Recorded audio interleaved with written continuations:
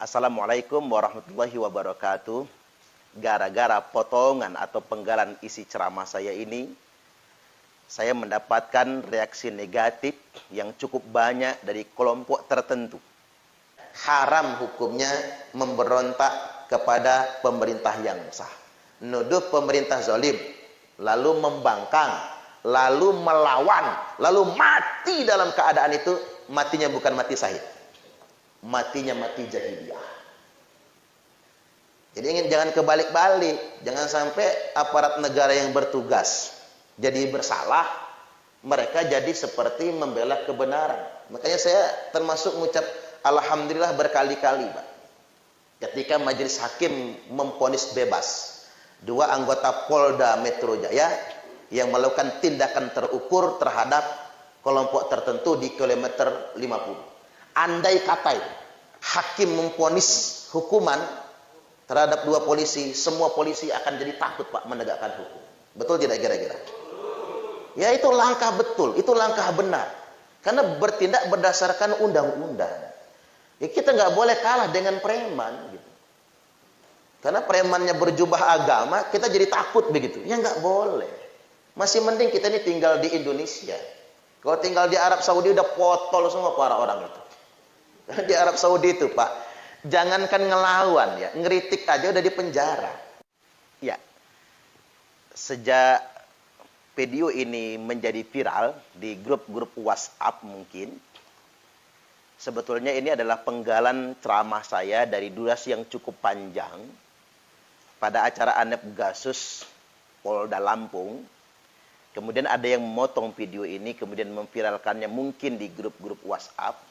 Maka tiba-tiba ada sekitar hampir di atas 100 ya, 100 lebih ya, 100 lebih nomor WhatsApp yang masuk ke nomor saya yang isinya bernada negatif, bernada marah-marah.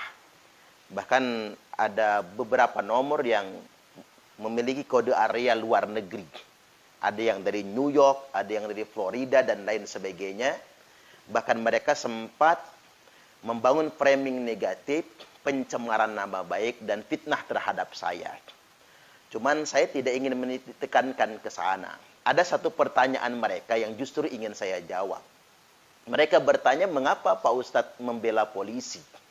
Nah, yang ini mesti saya luruskan. Di sini kita sedang membela negara. Dikarenakan Rasulullah Shallallahu Alaihi Wasallam sudah mengingatkan kita semua, nanti di akhir zaman akan banyak sekali ikhtilaf, akan banyak sekali perbedaan, perselisihan. Nanti di akhir zaman akan banyak sekali firqah-firqah, kelompok-kelompok. Dan umat ini akan bingung semua dengan ikhtilaf yang begitu banyak, firqah yang begitu banyak. Hanya saja, hanya ada satu kelompok yang paling selamat, kata Nabi, yakni firqatun najiyah. Satu kelompok yang paling selamat. Siapa dia? Siapa mereka?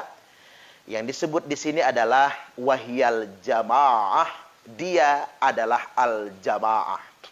Apa itu al-jamaah? Al-jamaah adalah institusi. Syekhul Islam Ibnu Taimiyah dalam Majmu' Fatwanya menyebutkan al-jamaah adalah lawan daripada firqah. Jadi al-jamaah ini bukan ormas, bukan kelompok, bukan organisasi, bukan firqah-firqah, apapun namanya. Tapi al-jamaah ini adalah institusi. Al-jama'atu hiyal ijtima'. Al-jamaah ini adalah institusi, tempat berkumpulnya segenap pemimpin umat dalam rangka bersepakat terhadap urusan mereka. Dan satu-satunya institusi yang paling sah sebagai tempat berkumpulnya pemimpin umat adalah negara. Dalam konteks ini saya sedang membela negara. Dalam konteks kita, negara Kesatuan Republik Indonesia. Dan tidak pernah dibenarkan atas alasan apapun termasuk alasan agama untuk melawan negara. Nabi SAW telah bersabda, "Waman mata wa huwa mufariqul jamaah." Barang siapa yang mati dalam keadaan melawan negara, mati dalam keadaan melawan pemerintah yang sah, mata mitatan jahiliyah, maka matinya mati jahiliyah. Hanya saja kita tidak boleh termakan isu atau berita-berita negatif, hoax yang berkembang di tengah-tengah masyarakat, termasuk pada kasus yang sedang saya komentari. Agar kita lebih cerdas, mari kita saksikan penjelasan kuasa hukum, yakni Bapak Henry Yoso Diningrat tentang kasus yang saya komentari tersebut. Silakan, selamat menonton. Putusan itu berdasarkan fakta-fakta persidangan.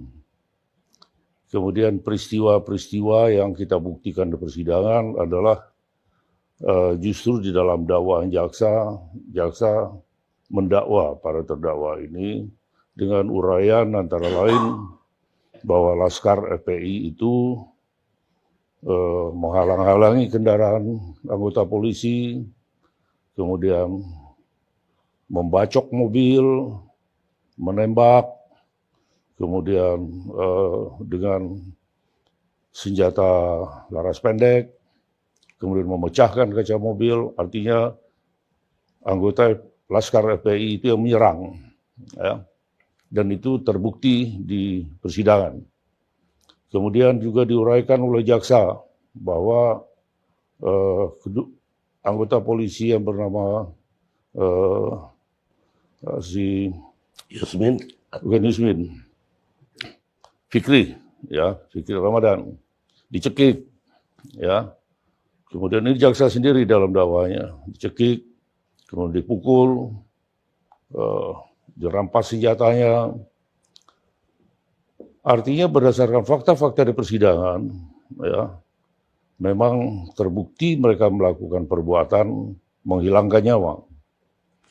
Tapi sesuai dengan aturan hukum bahwa pembelaan terpaksa terhadap serangan yang dekat dan mengancam keselamatan. Dalam hal ini mengancam keselamatan, kalau senjata ini tidak dipertahankan dan kalau itu tidak ditembak, maka orang ini akan mati. Ya, itu tidak boleh dipidana, itu satu. Artinya, bagi orang yang tidak setuju, tidak sependapat, pertanyaan saya yang pertama, apakah kalian pernah membaca surat dakwaan? Itu satu. Apakah kalian pernah hadir di persidangan, mendengar, melihat proses persidangan, mendengar keterangan saksi, mendengar keterangan ahli, melihat barang bukti, mendengar keterangan terdakwa, dan juga apakah sudah pernah membaca pembelaan saya? Karena di dalam putusan hakim, di situ sebutkan sependapat dengan penasihat hukum terdakwa. Jadi kalau tidak pernah membaca surat dakwaan, tidak pernah hadir di persidangan, tidak pernah membaca berita acara persidangan yang berupa pokok-pokok keterangan saksi, pokok-pokok keterangan ahli, dan tidak membaca pembelaan saya, berarti kalian ngomongnya akan ngawur, ya, akan menyebarkan kebohongan, ya. Dan saya lihat di sebelahnya ada saudara Novel Bamumin. Jelas dulu, Anda ini membela FPI, membela kebenaran, atau membela NKRI? Karena kita nggak akan ketemu kalau Anda membela FPI. Membela FPI yang sudah mati, ya, kemudian membela si keluarga korban, sudah diwakili negara itu. Nah, apalagi kalau FPI kan jelas mereka ingin merupakan kelompok radikal, kelompok yang selama ini menimbulkan perpecahan, yang akan menjadikan Indonesia ini menjadi negara khilafah, kemudian mendukung segala kebijakan dan batasi kasusnya. Ini harus jelas dulu. Gitu loh. Kasusnya dulu kita batasi. Menurut yang saya pelajari bahwa Notwear ini atau pasal 49 ini bisa dipakai sebagai pembelaan diri ketika diri kita terancam, dan pembelaan itu harus seimbang dengan ancaman kepada diri kita tersebut. Oke, saya bacakan aja Bang Buji pasal 49.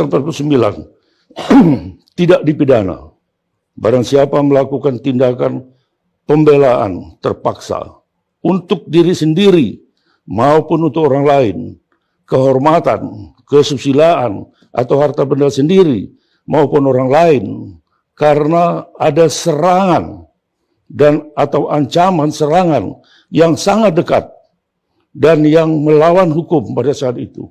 Nggak ada keseimbang, nggak ada itu.